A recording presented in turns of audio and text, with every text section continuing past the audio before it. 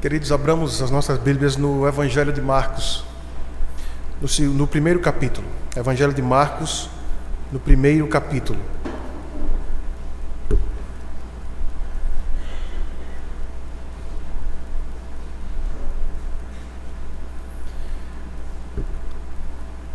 Acompanhe a leitura do versículo 40 ao versículo 45.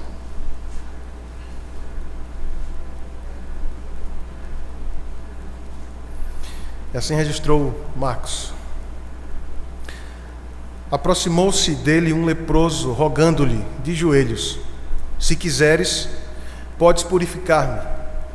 Jesus, profundamente compadecido, estendeu a mão, tocou-o e disse-lhe: quero, fica limpo.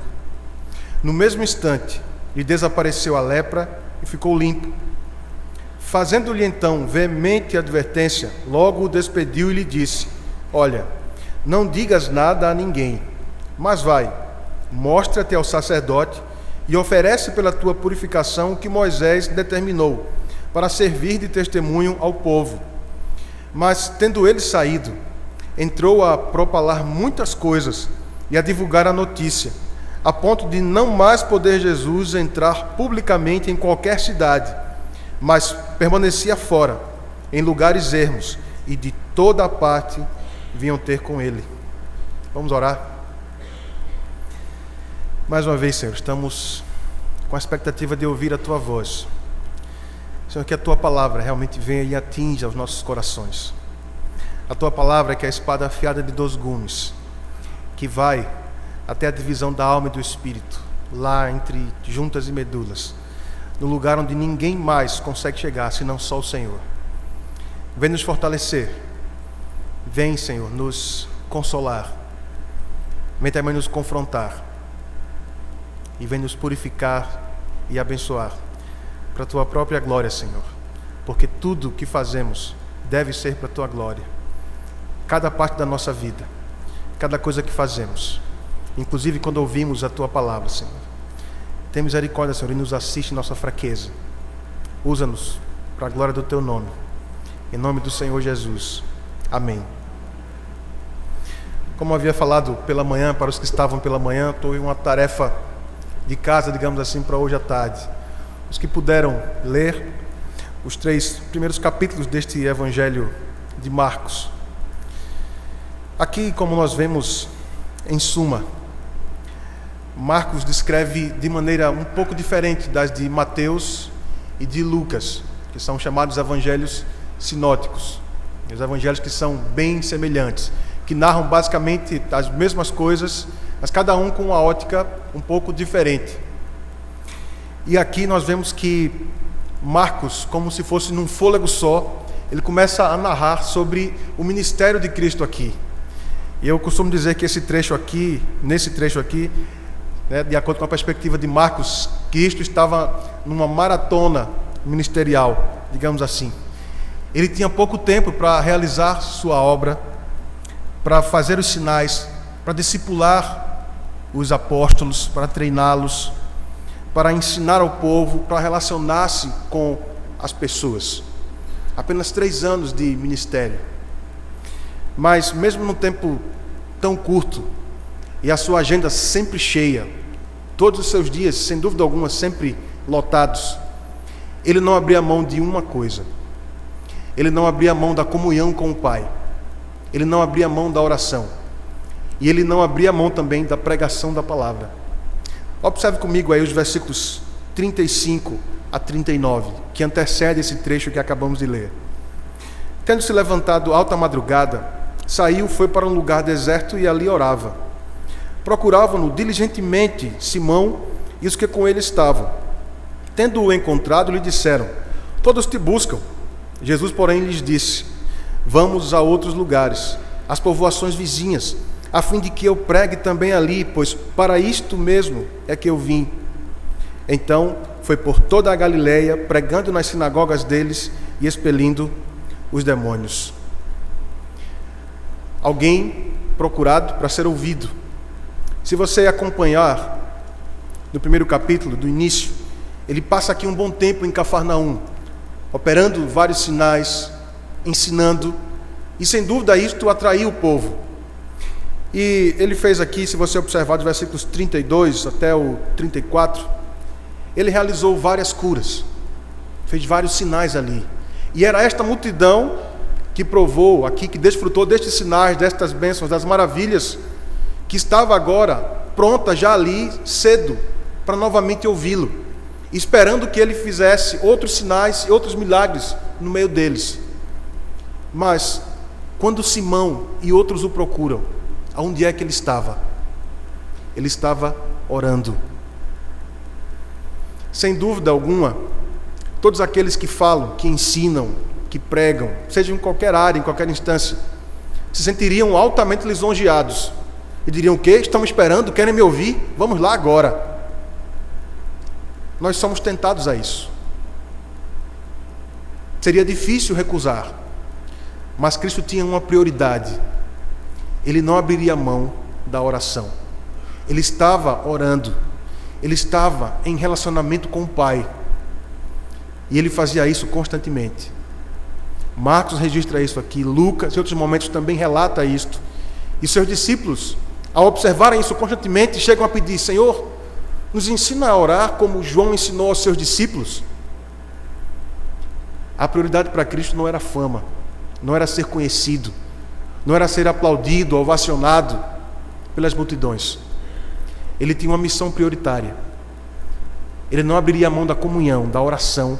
Ele não abriria mão de cumprir aquilo que ele veio para fazer, que era pregar e dizer aos que o ouviam: é chegado entre vós o reino de Deus. É chegado até vós o reino de Deus. Um outro detalhe importantíssimo que nós acompanhamos também aqui, não só em Marcos, mas nos evangelhos de maneira geral, é a identificação do Senhor Jesus Cristo com os pecadores. Todos nós sabemos e conhecemos este versículo. Eu não vim chamar justos ao arrependimento, mas sim pecadores. Os sãos não precisam de médico, mas sim os doentes. A identificação dele com aqueles que eram pecadores, com aqueles que sofriam, com aqueles que estavam em situações calamitosas, como por exemplo aqui veremos aqui a do leproso, como aquele aleijado no caminho, como cego, como aquela mulher no poço, como tantos outros, porque Cristo veio para buscar sim, e salvar o que se havia perdido. Ele não veio para buscar fama, ele veio para buscar aqueles que eram seus, e ele não abriu mão disso. Nada lhe fez perder o foco, nada, mas porque ele não vacilava, ele vigiava e orava, ele estava constantemente em comunhão com o Pai e não abriria mão disso. Em Isaías, no capítulo 66, no primeiro e segundo versículos, nós observamos algo interessante e impressionante ao mesmo tempo sobre o nosso Deus. Ele vai dizendo ali através do profeta: eu sou o alto e sublime, sim, eu fiz todas estas coisas, criei céus, terra, tudo que se pode ver. Mas o homem para quem olharei é este, o aflito e abatido de espírito e que treme da minha palavra. Estes são os que atraem o olhar de Deus. Estes são os que atraem a atenção do Senhor Jesus.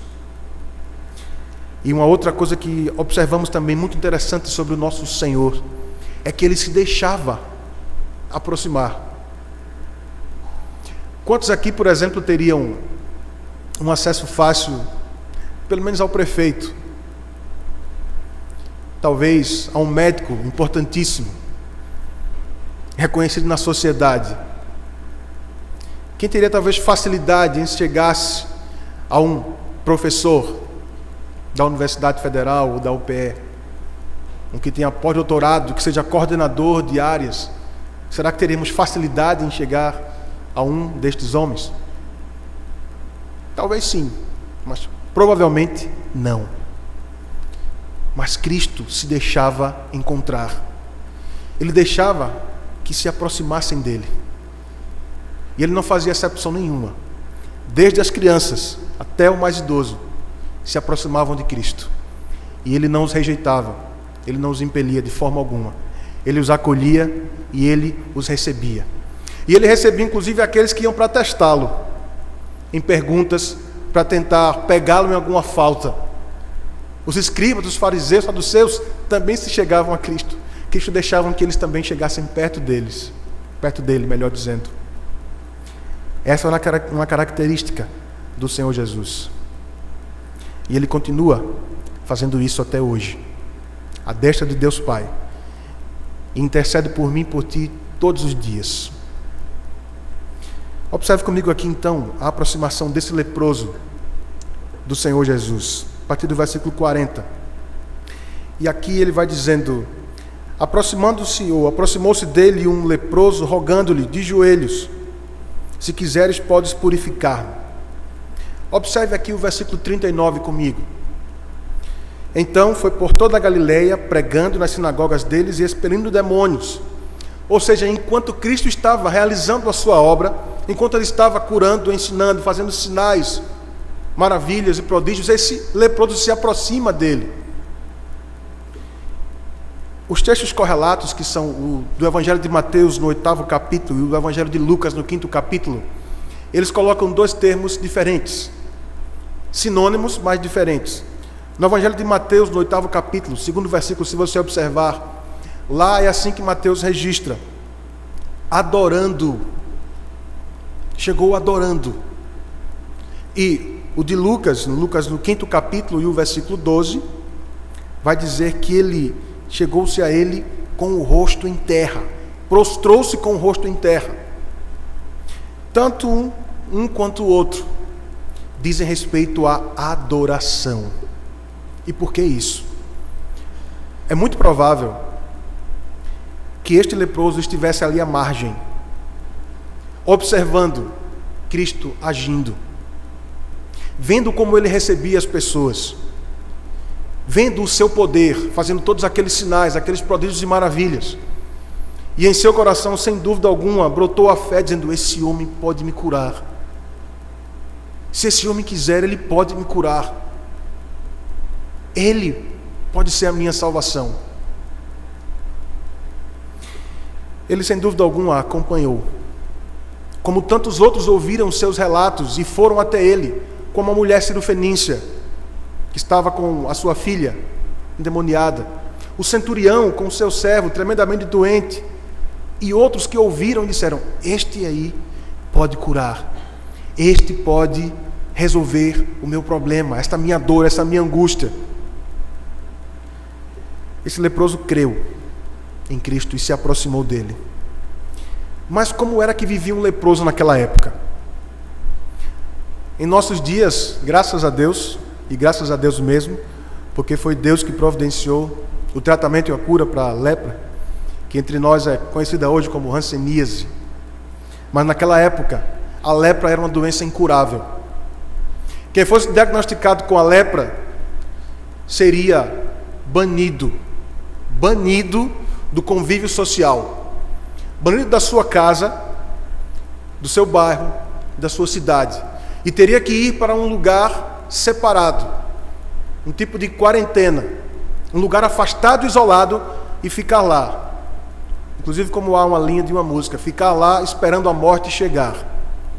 Esse era o destino de um leproso naquela época. Não havia cura para a lepra. E era isso que acontecia com quem estivesse sofrendo de lepra. Seria completamente afastado do convívio social, afastado dos seus amados, do lugar onde cresceu, e ir para um lugar, ficar apodrecendo até que a morte o tomasse. E se porventura eles precisassem entrar na cidade, eles deveriam chegar no portão da cidade e gritar: imundo, imundo chegando, se afastem, imundo, leproso, anunciando: saiam, porque um impuro, um indigno está chegando. Era isso que havia naquela época. Será que você consegue agora se transportar? Será que você consegue se imaginar na posição de um leproso naquela época?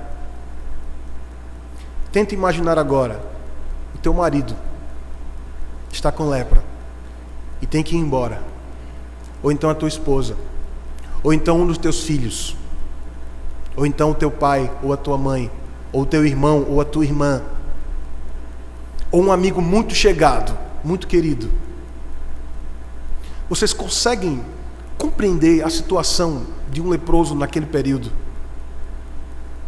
Ser completamente afastado e ficar sozinho, apodrecendo ali, morrendo, com duas dores: a dor do corpo, o apodrecimento, a degeneração do corpo, e segundo, a dor da solidão, da rejeição, da indignidade, da inadequação de estar no meio dos seus amados e no meio do seu povo. Esta era a situação desse leproso. Esse leproso está à margem e vê Cristo curando cegos, inclusive cegos de nascença, o vê levantando paralíticos. E ele diz: esse homem pode me curar se ele quiser. Mas há um detalhe importantíssimo aqui. No trecho aí do Evangelho de Marcos, nós vemos que ele diz: se quiseres, podes purificar-me.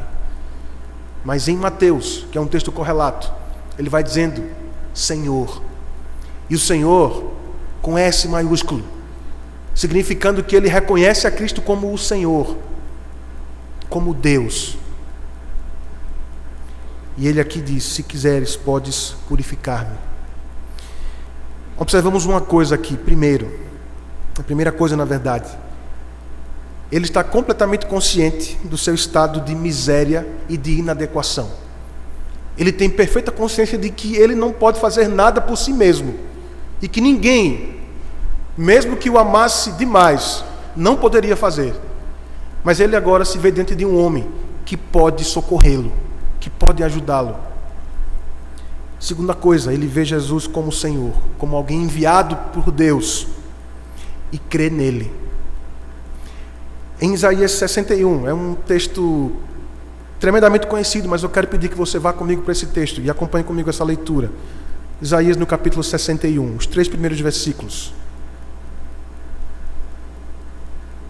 Quando é aqui pela boca de Isaías anunciado o ministério de Cristo, o que ele faria quando estivesse entre nós. Isaías 61, os 3 primeiros versículos. E assim registrou Isaías: o Espírito do Senhor Deus está sobre mim, porque o Senhor me ungiu para pregar boas novas aos quebrantados. Enviou-me a curar os quebrantados de coração, a proclamar libertação aos cativos e a pôr em liberdade os algemados, a apregoar o ano aceitável do Senhor e o dia da vingança do nosso Deus, a consolar todos os que choram e a pôr sobre em Sião os que estão de luto uma coroa em vez de cinzas, óleo de alegria em vez de pranto, veste de louvor em vez de espírito angustiado, a fim de que se chamem carvalhos de justiça, plantados pelo Senhor para a sua glória.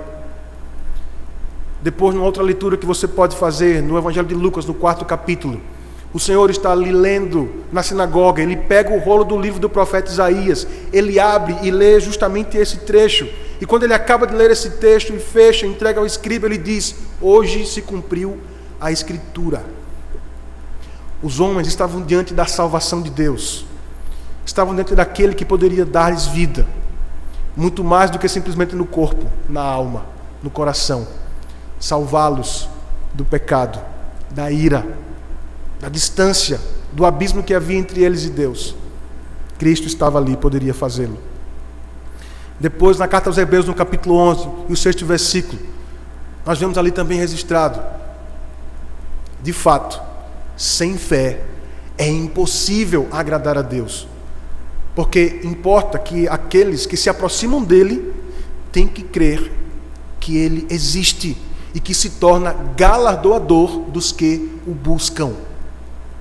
Sem fé é impossível agradar a Deus. Este leproso chega com fé junto do Senhor e diz: se quiseres, podes purificar-me. E a terceira coisa, ele se prostra, o adora e faz uma súplica humilde: se quiseres, tu podes purificar-me. Como que alguém que estivesse dizendo: olha, eu tenho visto o que o Senhor tem feito, e se o Senhor quiser, o Senhor pode me purificar, o Senhor pode me curar. se o Senhor quiser. Ele não exigiu nada. Ele não fez nenhuma barganha. Ele se prostrou, ele se humilhou e fez uma súplica humilde. Versículo 41. O Senhor Jesus, profundamente compadecido, estende a mão, o toca e exerce a sua soberania e diz: quero, fica limpo. Primeiro, o Senhor se compadece. Ele tem as suas entranhas removidas. Ele se identifica com o leproso, ele sofre com o leproso. Compadecer-se é sofrer com. É tomar parte naquele problema, naquela dor, naquela angústia e dizer: essa dor também é minha. É chegar-se para alguém e dizer: olha, eu também estou com você. Eu estou sofrendo aqui. Eu quero participar. Eu quero participar como instrumento de Deus da solução. Isto é se compadecer. Se compadecer não é dizer: ah, que dó, que sofrimento, né? Que tristeza. É ir para junto. É voltar sua atenção agora para aquele que está sofrendo e tomar parte no sofrimento com ele. Isso é completamente diferente. Inclusive nisto, ninguém se compara ao Senhor Jesus. Ele deixa o seu exemplo aqui para nós também. Como vemos em Isaías 61, é o texto que nós lemos e o que ele fez. Há um outro texto maravilhoso, também no livro dos Salmos. Eu quero que você vá comigo para lá também. No Salmo de número 102. Salmo de número 102.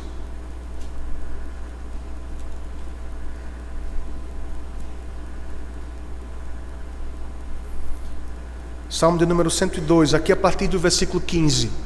Vejam que salmo profético. Que salmo maravilhoso, apontando também para o que Cristo faria, para o seu ministério aqui na terra. Todas as nações temerão o nome do Senhor, e todos os reis da terra a sua glória. 16. Porque o Senhor edificou a Sião, apareceu na sua glória, atendeu à oração do desamparado e não lhe desdenhou as preces. Ficará isto registrado para a geração futura, e um povo que há de ser criado louvará o Senhor. Que o Senhor, do alto do seu santuário, desde os céus, baixou vistas à terra, para ouvir o gemido dos cativos e libertar os condenados à morte, a fim de que seja anunciado em Sião o nome do Senhor e o seu louvor em Jerusalém, quando se reunirem os povos e os reinos para servirem ao Senhor. Nos Salmos também há profecias quanto ao ministério de Cristo, o que ele faria aqui. Uma segunda coisa, Cristo então estende a mão, ele acolhe o leproso, ele toca o imundo. Como nós vemos, por exemplo, lá em Levítico, quando as leis foram estabelecidas, inclusive quanto a questões de lepra, quem tocasse alguém imundo, alguém leproso, se tornaria imundo também. Seria tido como contaminado. Teria que passar por um período de purificação para voltar ao convívio do povo. E teria que fazer um sacrifício, uma oferta. O sacerdote examinaria e o via se ele estava realmente limpo, puro, para voltar ao convívio do povo. Cristo estende a mão e toca esse leproso. Meus irmãos, naquela época, ninguém em sã consciência, nem mesmo um pai, uma mãe, tocaria num leproso. Nem mesmo o mais amado, a mais amada, tocaria num leproso, porque era imundo. O temor de ser contaminado. Cristo vem e toca, ele acolhe este leproso. Cristo já começa a efetuar a cura desse leproso aqui. Quando olha para ele, quando lhe profere aquela palavra, eu quero. Ele deve ter olhado nos olhos do leproso. Não está aqui no texto, mas sem dúvida alguma, ele deve ter olhado para os olhos do leproso e dito: olha, eu quero, fica limpo. E estende a sua mão e toca em alguém que naquela época era um intocável. Ninguém tocaria num leproso, mas Cristo estende a sua mão, vem e toca nesse leproso. Esse homem começa aí agora a ser curado. curado da solidão, da dor da rejeição. E o Senhor, quando toca, ele então agora fica limpo. E a terceira coisa que observamos aqui é que Cristo exerce a sua divindade por sua palavra de poder, dizendo: quero, esta é a minha vontade, eu quero, fica limpo. Ele expressa aqui a sua vontade soberana, que é boa, perfeita e agradável. E ele fica então curado. Nós vemos em Êxodo, no capítulo 33, Moisés faz ali um pedido ao Senhor. Diz: Senhor, eu te rogo que eu quero ver a tua face. Eu te rogo que tu me mostres o teu rosto, eu quero ver a tua face. Moisés falava com Deus assim como um homem fala ao seu amigo. Mas o Senhor disse: Moisés, homem nenhum pode ver o meu rosto, ver a minha face e continuar vivo. Ele diz, no versículo 19, a parte B: terei misericórdia de quem eu tiver misericórdia, e me compadecerei de quem eu me compadecer. Cristo se compadeceu deste leproso, o tocou e disse: quero, fica limpo. Depois no Salmo 34, 18, perto está o Senhor dos que têm o coração quebrantado e salva os de espírito oprimido. E ainda, como citamos aqui, Isaías 66, o primeiro e o segundo versículos, ele demonstra ali sua grandeza, o seu poder de criar tudo, de que tem tudo, mas que os seus olhos estão sobre aqueles que estão contritos e abatidos de espírito e que tremem da sua palavra. E ele foi favorável ao leproso, ele o abençoou com a cura. No versículo 42, imediatamente ele ficou limpo. Há outros dois textos que mostram um pouco disso. Em Marcos, no 7º capítulo, versículos 24 a 30, e depois em Mateus, também no 8º capítulo, e no 5º versículo, ao versículo 13. Como eu falei, o caso da mulher cirofenícia e do centurião, que estava com um servo a quem ele amava muito, e quando o Senhor proferiu a sua palavra, imediatamente eles foram curados. Nos versículos 43 e 45, o Senhor adverte agora ao agora ex-leproso de que ele não espalhasse essa notícia, não saísse propagando por aí o que aconteceu com ele. Mas, como nós vemos, o leproso não foi obediente nesse aspecto. Ele não resistiu, ele não aguentou. E eu acho que eu e você também não resistiríamos. Será que nós conseguimos ter a dimensão da bênção que esse leproso recebeu? Esse homem agora poderia ser reintroduzido à sua família, ao seu povo. Ele poderia voltar às suas atividades normais. Ele poderia ter agora um tempo de vida, quantos anos fossem, para viver junto com seus amados, e não mais esperar a morte chegar num canto isolado. Esse homem não conteve a gratidão, ele não conteve a prova e a experiência do poder de Deus sobre ele, e saiu propagando, espalhando para todo mundo, dizendo: olha, aquele homem me curou, Jesus me curou, Jesus me purificou, ele me tocou, ele me acolheu, ele me curou, eu estou são, eu estou curado. No versículo 44, o Senhor o instrui a mostrar-se ao sacerdote e cumprir a lei. Nós precisamos compreender algumas coisas aqui. A primeira, Cristo sabia muito bem, ele sabia muito bem, mais do que qualquer um, que as cerimônias mosaicas, ou as leis civis e cerimoniais que foram estabelecidas ali, eram sombras do que aconteceria, de coisas que estavam por vir, e que elas não tinham poder em si mesmas. Mas tudo que foi estabelecido com Moisés, instruído por Deus, apontava para o que Cristo faria.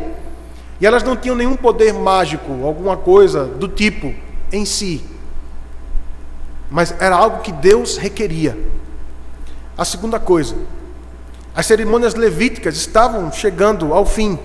Mas enquanto não fossem anuladas pela sua morte na cruz e pela sua ressurreição, elas deveriam ser cumpridas, elas ainda tinham a sua validade naquele tempo, naquela ocasião, naquela época. No caso do ex-leproso, ele teria que fazer aquele sacrifício, oferecer aquela oferta para ser oficialmente considerado limpo, purificado para poder voltar ao convívio dos seus amados e do seu povo. A terceira coisa que precisamos compreender aqui também: não precisamos mais de altares, de sacrifícios e de sacerdotes. Portanto, aqueles que tentam ressuscitar estas coisas estão como que acendendo uma vela em plena luz do meio-dia. Você sabe muito bem que há pessoas por aí, igrejas, ou pelo menos que se dizem igrejas por aí, trazendo à tona esses sacrifícios e ofertas que haviam no passado, e coisas semelhantes, como colocar um copo d'água aqui, um copo d'água ali, faça campanha não sei do que, a rosa de Saron, isso, aquilo, fogueira de não sei quantos, e por aí vai. Quarta coisa: as cerimônias mosaicas que foram estabelecidas ali com Moisés, elas fazem parte do Evangelho no Antigo Testamento. O mesmo que conhecemos hoje de maneira clara, de plena, era pregado também lá atrás, porque eram sombras. Lembramos que a Bíblia é uma revelação progressiva. Deus nos trouxe de maneira progressiva. E à medida que Deus ia revelando, ia ficando mais claro. Até então que vem Cristo, e tudo fica claro definitivamente. E tudo que foi anunciado antes, que servia para apontar para Ele, como cerimônias religiosas, como as leis civis e leis cerimoniais, elas agora perdem a sua validade. Porque Cristo veio e cumpriu tudo o que elas predisseram a seu respeito. Ele cumpriu cabalmente cada uma delas. Elas não tinham a partir de agora razão de ser, razão de continuar a serem praticadas. Nós vamos ver o apóstolo Paulo ensinando, exortando as igrejas a não se deixarem enredar pelos chamados judaizantes que queriam que a igreja voltasse àqueles ritos. Na carta aos Hebreus nós vemos também que ele vai descrevendo isso e mostrando que Cristo é superior a Moisés, a Arão e as leis cerimoniais, porque ele veio e cumpriu. Ele era o motivo que elas apontavam. Cristo, ele veio e cumpriu, elas agora não têm mais a sua validade. Mas conhecê-las é importante para nós, porque faz parte do fundamento da nossa fé, tanto da minha quanto da tua. Elas também nos servem de edificação. E conhecê-las é conhecer a história de redenção que Deus traçou desde o Antigo Testamento, desde Gênesis até chegar ao Novo Testamento. Que aplicações então nós poderíamos ter aqui nesses textos? Nós temos aqui algumas. Primeiro, ainda hoje existem muitos doentes, inclusive em nosso meio. Ainda há muitas pessoas doentes.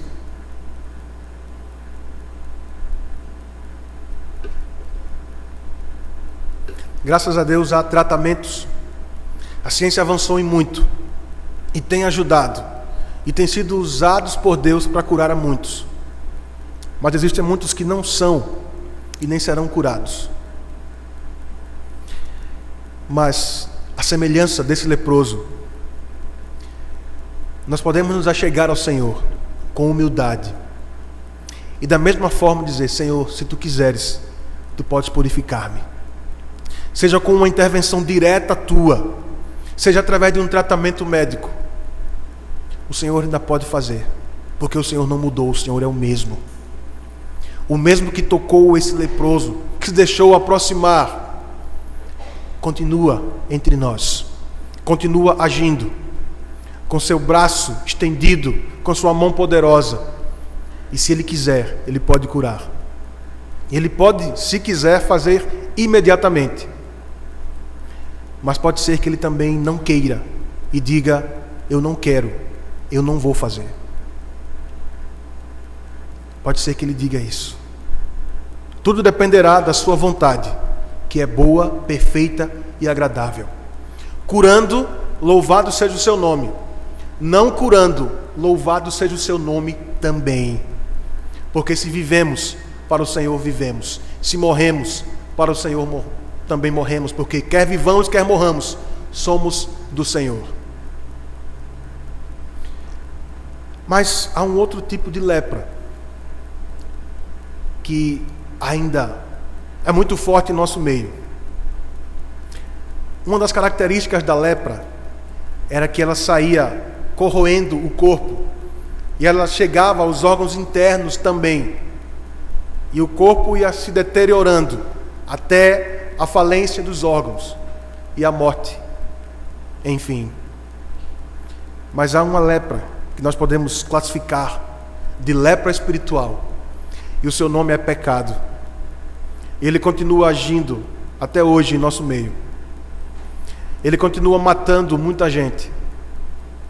Há muitos que pensam que estão vivos, quando na verdade são mortos vivos. Pensam que têm vida, mas andam com a morte e não sabem disso. O pecado, essa lepra chamada pecado, ela vai corroendo a nossa natureza, vai corroendo o nosso ser, coração, vontade, consciência. Ela vai tornando tudo podre. Esse é o efeito da lepra chamada pecado. O pecado nos torna imundos, abomináveis, inadequados para estarmos diante de Deus. E ninguém está isento. Ninguém está isento desse tipo de lepra chamada pecado. A menos que Cristo, assim como fez com o leproso, venha e purifique. Caso contrário, estão todos perdidos. É por isso que na cruz do Calvário é profetizado a seu respeito em Isaías 53, dizendo: Ele levou sobre si as nossas culpas, as nossas dores, as nossas enfermidades. Ele levou sobre si.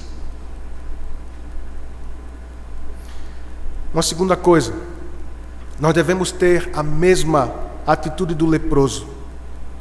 Assumir o nosso estado de miséria, de corrupção e de pecaminosidade. Se você porventura entrou aqui e você não conhece a Cristo ainda, se você não conhece de fato, eu tenho que dizer a você que você é um leproso espiritualmente falando. Você está morrendo por dentro, a menos que Cristo venha e te toque e dê a sua palavra de ordem e diga: eu quero, fica limpo, e te purifica dos teus pecados, e te dê vida juntamente com Ele lá na cruz, que faça compreender a sua palavra, e compreender que fora dele não há salvação, fora dele não há purificação dos pecados. E falo também a você, que também é salvo, que também conhece a Cristo, e que sabe que precisa de purificação, e que sabe que está no estado, ou num processo, melhor dizendo, de santificação, onde somos despojados, ou onde nos despojamos do velho homem, onde estamos crescendo em santificação pela palavra, aprendendo a odiar o pecado, a rejeitá-lo, e aprendendo a amar a Deus em contrapartida, amar a sua santidade, amando-nos a chegar a Ele, a desfrutar da sua comunhão, da sua presença, e de viver como filho, como filha de Deus, viver como seu povo, nação santa, povo de propriedade exclusiva sua, sacerdócio real. Não há nenhum pecado que esteja na alma que Cristo não possa remover.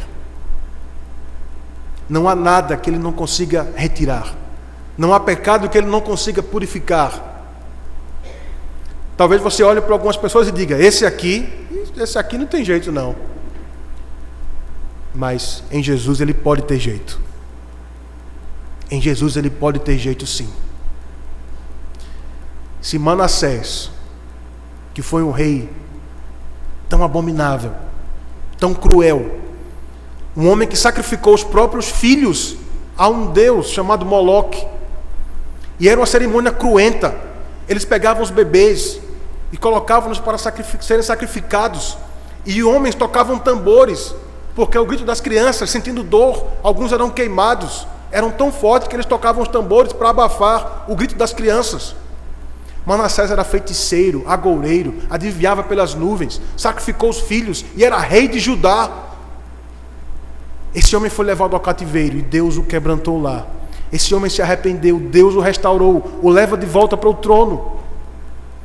Raabe era uma prostituta que ficava ali em cima dos muros de Jericó. Ela foi restaurada por Deus, ela foi purificada pelo Senhor. E se você observar em Mateus, ela faz parte da genealogia do Senhor Jesus. Ruth era uma moabita, ela não fazia parte do povo de Deus. Ela foi bisavó do rei Davi, e ela faz parte da genealogia do Senhor Jesus. Paulo perseguia a igreja. Paulo mandava prender e matar cristãos. Paulo foi transformado. Paulo foi salvo. E ele aprendeu o quanto importava sofrer pelo nome do Senhor Jesus. Seja você quem for, seja qual for o teu estado, Cristo está aqui, Ele pode te purificar. Ele pode mudar a tua vida. Ele pode mudar completamente. Ele pode te salvar. E se você que talvez, frequentando na igreja talvez já há anos, talvez a tua família seja uma família que seja baluarte na história da igreja aqui em Pernambuco, ou talvez em outro lugar aqui, e você tem vivido uma vida que talvez não chegue nem na média, e você consegue perceber que a tua vida não tem diferença nenhuma dos que estão lá fora no mundo, o Senhor pode te purificar hoje também. Porque a lepra chamada pecado, ela vai cauterizando a mente, ela vai cauterizando a consciência de pecado, e nós vamos agindo como se nada estivesse acontecendo de errado, como se Deus não estivesse olhando para nós, e nós vamos agindo como pecadores aí fora, sem a plena consciência de que Deus está olhando para nós, vendo cada um dos nossos atos, daquilo que pensamos. Ele sabe tudo o que fazemos, mesmo quando ninguém está vendo. Ele pode nos purificar, Ele pode te purificar hoje.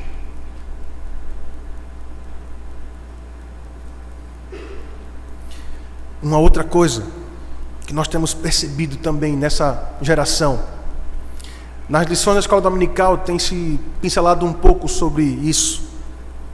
Quantas pessoas estão sofrendo de um mal chamado depressão? Está se dizendo aí, o mal do século XX que entrou pelo século XXI. Mas permitam-me dizer aqui algumas coisas sobre depressão. Como vimos nas lições, de maneira geral, a depressão ela é fruto do pecado. Ouçam isso com atenção. De maneira geral, a depressão é fruto do pecado. Quando alguma coisa dá errado em minha vida, quando eu tenho alguma perda muito grande, algo aconteceu em minha história que eu não tinha planejado, eu me dou ao luxo então de perder a vontade de viver, porque sem isso eu não vou conseguir continuar vivendo. Eu tenho direito a isso. Eu trabalhei tanto, eu lutei tanto, me esforcei tanto, e agora me foi tirado. Muitos classificam a depressão como uma doença. Mas se olharmos biblicamente falando, a depressão ela não é uma doença. Ela pode demonstrar sintomas e sinais de uma doença, mas basicamente ela não é uma doença. Ela é fruto do nosso pecado. Me permitam fazer aqui algumas colocações. Você já viu alguém entrar em depressão porque foi promovido em seu emprego? Você já viu alguém ficar deprimido quando, por exemplo, o seu time é campeão de algum torneio, de algum campeonato? Você já viu alguém ser deprimido ou entrar em depressão quando finalmente pega a escritura da sua casa própria? Quando é que vem depressão? Se eu for demitido, talvez. Se eu tiver uma perda muito grande, talvez de algum ente querido. Eu não quero negar de forma alguma a angústia e a dor, muito pelo contrário, de forma alguma. Mas eu quero alertar que o ego é algo muito forte. O Deus chamado ego é algo muito forte em meu coração e no teu coração também. Porque se a tua estrutura é igual à minha, você todos os dias está lutando contra o ego. Se você tem consciência de que o Espírito Santo habita em você, de que você é filho, filha de Deus, e que eu e você não podemos ceder aos prazeres do mundo, às oportunidades que Ele visa oferecer, como devemos viver assim o assado. Essa lepra chamada pecado nos tenta todos os dias a nos colocarmos no trono, a nos colocarmos no centro da nossa vida e acharmos que tudo deve girar ao nosso redor, que tudo deve correr de acordo com os nossos planos. E quando de repente não começa a acontecer, talvez entremos em depressão. Isto é algo muito forte, é sim. Mas a minha intenção e a minha oração é que você saia daqui hoje refletindo de como tem sido a tua vida. Procure perceber qual o estado da tua alma. Se você está crescendo em santificação ou se você está crescendo em putrefação. Procure perceber isto. Nós vivemos para o Senhor e unicamente para Ele. Essa lepra chamada pecado, ela é perigosa, ela é sorrateira, ela tem muitos meios. E associada ao príncipe das trevas, que é o nosso inimigo, ela pode fazer tremendos estragos em minha vida e em tua vida. Mas como eu falei, Cristo está aqui e Ele pode purificar os nossos corações. Ele pode nos salvar do ego. Ele pode nos salvar destas coisas. O Senhor Jesus Cristo pode fazê-lo. Devemos crer no Senhor Jesus Cristo, nos lançar aos seus pés, dizer: Senhor, a minha vida é tua. O Senhor pode fazer aquilo que o Senhor quiser. E se o Senhor quiser, o Senhor pode me purificar. Ele não olha para nós com olhar de desdém, de desprezo, muito pelo contrário. Ele olha para nós com compaixão, com misericórdia. Ele pode nos purificar. O que precisamos fazer é nos prostrar aos seus pés, reconhecer que somos pecadores, completamente dependentes da sua graça, do seu amor, da sua misericórdia, e aprender a fazer súplicas humildes, dizendo: Senhor, se o Senhor quiser, o Senhor pode me purificar. Se o Senhor quiser, o Senhor pode ser favorável à minha causa. E de maneira semelhante, assim como Cristo fazia, tanto eu como você devemos fazer também. Aprender a olhar as pessoas com compaixão, com misericórdia, e não apontar o dedo tão rápido e dizer: ah, que pecador, que pecadora. Misericórdia, só Deus para aguentar isso aí, e olhe lá. Nós somos muito rápidos nas críticas. A lepra do pecado dos outros fede, cheira mal, é inoportuna, é inadequada, mas a minha não. A minha eu aceito. Meu pecado eu aguento. E queremos que os outros aguentem também.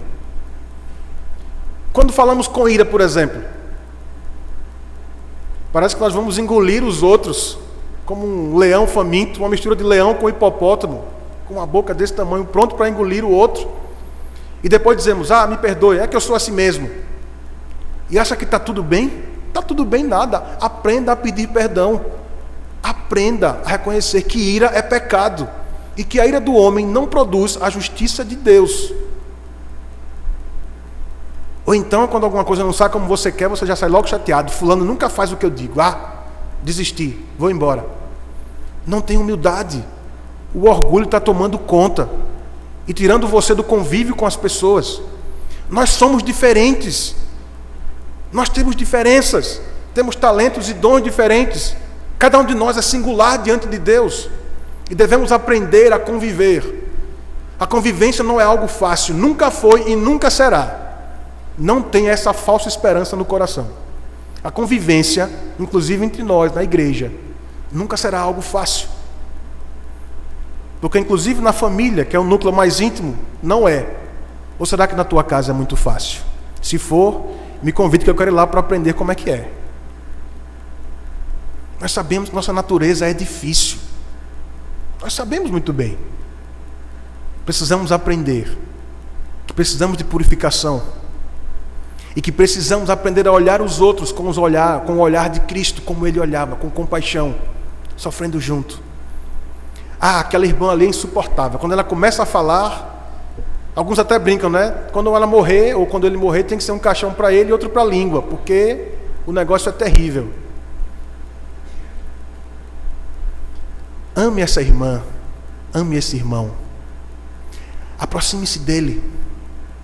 Ame-o ame-a, estende a tua mão, toca, convive, suporta em amor.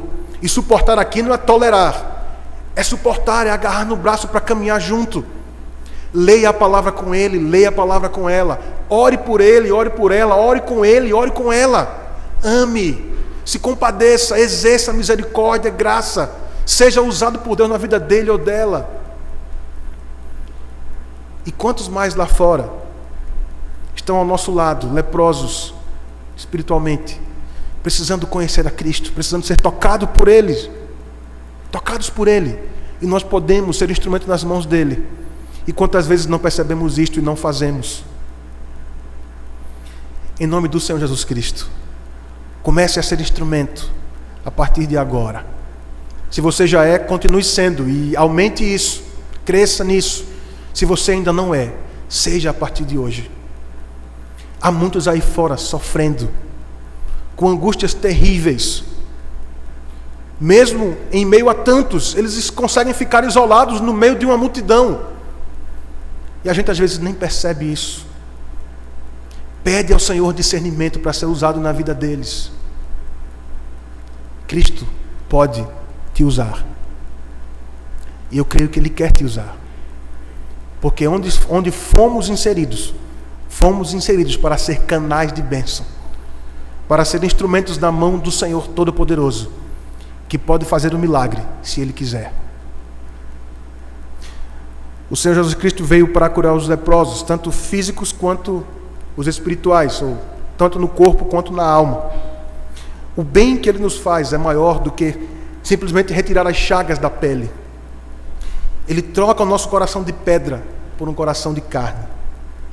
Ele põe em nós o seu Espírito, nos torna filhos, filhas de Deus, nos torna participantes da sua natureza gloriosa. Nós fomos chamados para continuar fazendo a sua obra, ser usados por Ele para a salvação, para a edificação. Você pode ler em João, no capítulo 14, versículos 12 a 15.